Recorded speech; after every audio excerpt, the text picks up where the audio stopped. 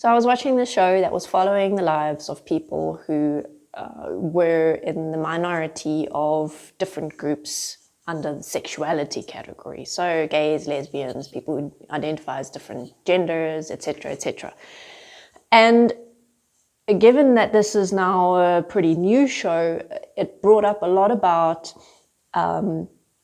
labels and the importance of using the right labels to refer to people and to address people who identify within these different categories of sexuality.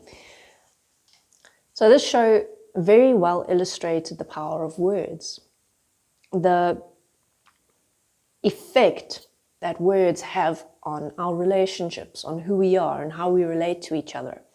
And essentially that leads to how we create this world together. So it was very much illustrating how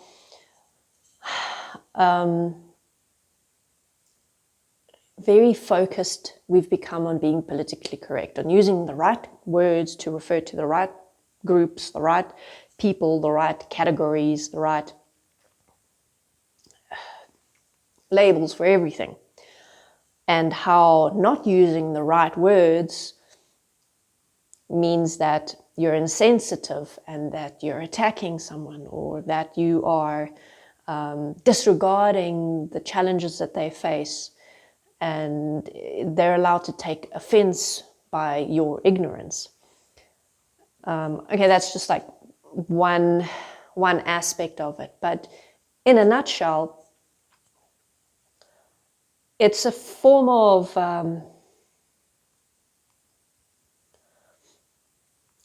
restriction that we've placed on communicating with each other, where we have to communicate in this very careful way so that we don't offend each other.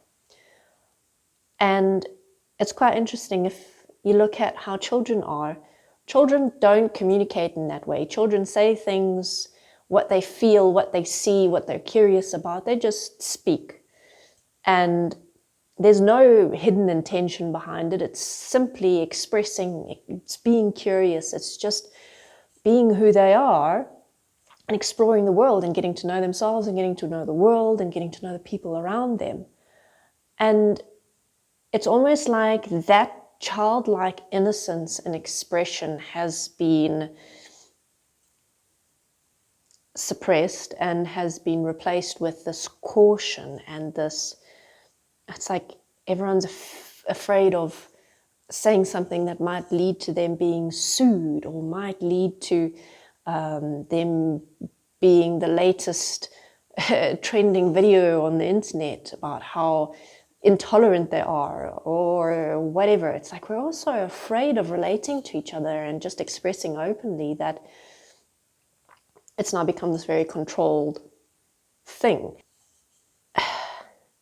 I mean, what the fuck? What the fuck are we doing? We're so afraid to just talk to each other that we've lost that ability, or not the ability, but we've lost that openness to be curious about each other, to ask questions. And now that we can't really relate to each other, everything is done through this politically correct kind of barrier standing between us. And we're not realizing that the nature of words is such that we are the ones who are giving the words these power. We are the ones who are saying that, let's take, for example, gay is a bad word because it has these connotations. Now, for one person, that might be true because that's how they've lived their lives. That's how they've defined that word, through their experiences, through how they've related to everything in their life and how that related to that one word. But not everyone has that same experience of a word. And that's why when I say a particular word that I have no emotional connection to, but someone else does, it now has become this bad taboo word because they are reacting to it. And it's turned into this game where my reaction now becomes your responsibility because I have this emotional baggage attached to this word. You're now responsible for activating that in me. You've called me this word, and now I feel this way, and it's your fault. That's essentially how things have evolved, or rather devolved. And it's the ultimate disregard and the ultimate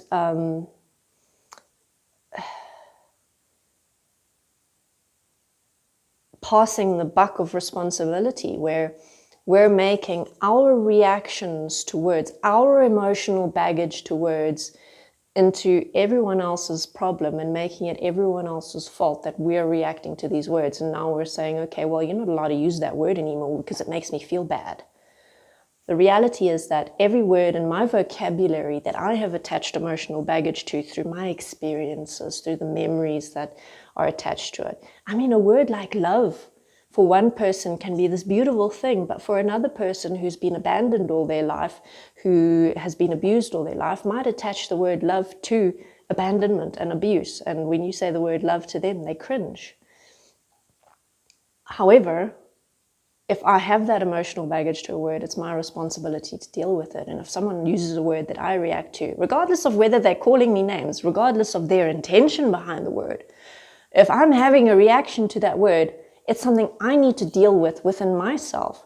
And I need to get to a point where I can clear those memories and clear those emotions to that word, to the point where the word simply is what it means, which, you know, open a dictionary and look up the word and, okay, that's what it means. And how can I live this word to the best of my ability that it contributes to the world around me?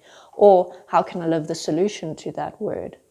Because not every word is a nice word that we want to live, like a word like rape.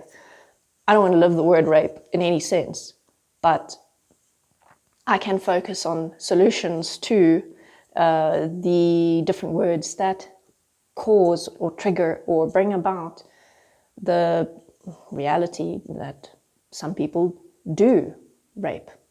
And in that way, I can be part of a solution to expose the true nature of the word rape through all the other words that connect to it, like lust and pornography and desire and control and all of the different associations of emotions and memories and experiences to each of those words. Essentially, we're each a puzzle, and each puzzle piece could be very easily, we could say that each puzzle piece is a word, and each of those words have their own stories, have their own emotionals, have their own emotional baggage and attachments and memories. And the more we go through our puzzle pieces, the pieces of our stories, the more we can take responsibility for who we are and how we interact with the world around us and with the other people around us, so that we're not reacting to everything and taking everything personally and being offended by everything, but actually being directive and saying, okay, this word is not clear, let me clear it, and live a better expression of that word that actually reflects what the word means and reflects the principles that I want to live by. All right, I think this is probably long enough for now. So thank you very much for watching. I better go and feed the dogs. You're going to see me next time.